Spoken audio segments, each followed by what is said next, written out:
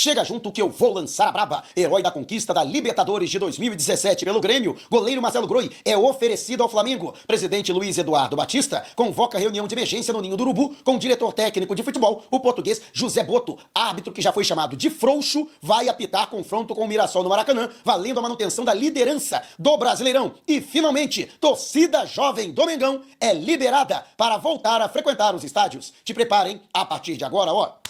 É tudo nosso, já chega largando o like, se você ainda não se inscreveu, inscreva-se o botãozinho, está aqui abaixo e não esqueça de acionar as notificações para o YouTube no seu smartphone, para não perder nenhum de nossos conteúdos. Todos os dias tem vídeos novos com as principais informações e notícias mais quentes do Mengão, e é com muito pesar que eu recebi hoje a notícia de que, lamentavelmente, Arlindo Cruz, cantor, compositor, poeta, grande nome da música popular brasileira e também dizendo da cultura negra do Brasil, faleceu aos 66 anos de idade. Ele que desde 2017, após um AVC, vinha convivendo com as limitações e sequelas deste problema e, lamentavelmente, não resistiu nesta sexta-feira, falecendo aos 66 anos de idade. O Flamengo emitiu uma nota oficial em pesar pelo falecimento dele, grande torcedor do Flamengo, e um minuto de silêncio será pedido em sua homenagem na partida de amanhã, às 6h30 da noite, diante do Mirassol, no Maracanã, pela última rodada do primeiro turno do Campeonato Brasileiro. E pra mim, assim, foi muito triste, né? Até desde esse período, né, em que ele esteve tolhido do seu enorme talento, porque o Arlindo, cara, eu tenho orgulho de dizer isso, sempre tive orgulho, o cara era meu ouvinte, meu fã desde os tempos de Super Rádio Tupi. Imagina, você ter como fã o Arlindo Cruz, né? Foram inúmeras as vezes que eu, no estúdio da Tupi, atendendo o telefone que era destinado aos ouvintes, e me surpreendia com a ligação do Arlindo, cara. O Arlindo em pessoa me ligando para falar de Flamengo. Então, cara, foi sensacional. Fui convidado a diversos shows no Rio e fora do Rio de Janeiro, onde eu pude contemplar de perto, assim, do palco, né, o enorme talento dele, né? Então, cara, é uma figura sensacional, assim, uma perda enorme, né, para a cultura do país como todo, né, que descanse em paz e axé, né, para a alma do nosso querido Arlindo Cruz, né? Descansou.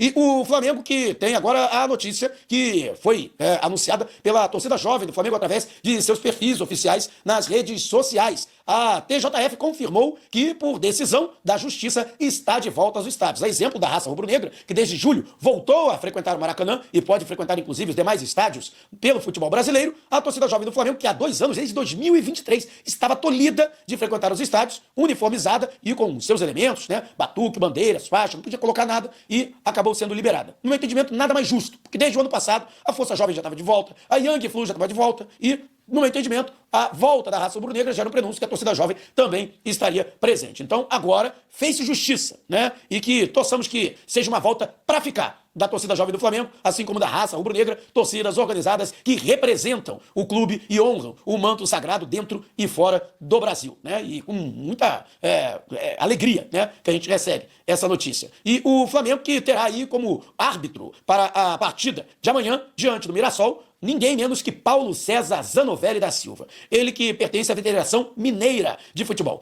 Zanovelli, a curiosidade, é que ele apitou uma partida no ano passado em que foi chamado de frouxo após o jogo entre Flamengo e Bragantino. Naquela oportunidade, o árbitro teria expulsado um jogador após ter cometido falta em Nico de la Cruz, e era o último homem, mas voltou atrás. Isso sem contar um suposto pênalti que também não teria sido assinalado em favor do rubro-negro. Ainda no gramado, o então diretor executivo de futebol, o Bruno Spindel, perguntou se o árbitro estava de sacanagem. E o vice de futebol, à época, Marcos Braz, chamou o árbitro de frouxo durante o pronunciamento na coletiva de imprensa, que foi feita, inclusive, o Tite nem falou na coletiva. Marcos Braz foi quem concedeu a coletiva ao lado de Bruno Spindel. E não vou chegar ao extremo, né, de chamá-lo de frouxo, mas a verdade é que Paulo César Zanovelli é muito indeciso, né, nas decisões, e isso prejudica muito, né? Eu acredito que esteja um jogo relativamente fraco, espero que ele não estrague o jogo, não é possível, né? Um jogo entre Flamengo e Mirassol não tem rivalidade, é o primeiro confronto da história entre as duas equipes. No Maracanã,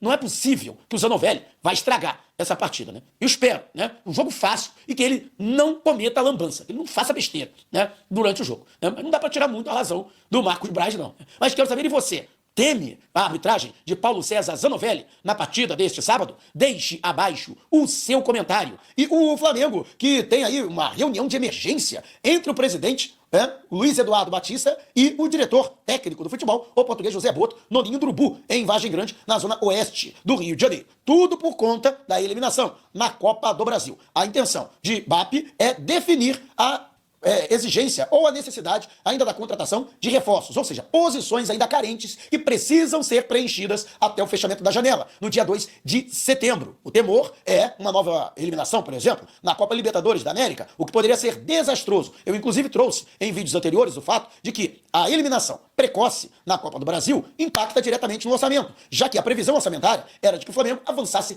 pelo menos até a semifinal da competição nacional, garantindo, portanto, mais quase 15 milhões de reais em premiação por avanço de fase, o que não vai acontecer. Então, nessa reunião, e a informação foi trazida pelo Fabrício Lopes, né, grande amigo Fabrício Lopes, em sua coluna no Jornal O Dia, foi para definir, portanto, essas prioridades para a contratação. E nessa reunião, Boto passou, que inclusive a gente já trazia, a apuração foi até do nosso colaborador Bruno Lemos, que já havia passado, que a posição de zagueiro passou a ser a prioridade máxima, seguida de goleiro e centroavante. Essas são as três posições. A de goleiro, podendo esperar até o final do ano, por conta da situação do Matheus Cunha, que já tem pré-contrato assinado com o Cruzeiro, mas tem vínculo com o Mengão até 31 de dezembro. Agora, as outras duas posições, o Flamengo sim deve contratar ainda nesta janela. E agora, com o aval do próprio BAP, no sentido de fortalecer ainda mais o elenco para o Flamengo continuar brigando nessas duas frentes, Brasileirão e Libertadores da América. Lembrando que o Flamengo, já nesta quarta-feira, enfrenta o Internacional no Maracanã pela partida de ida da competição continental.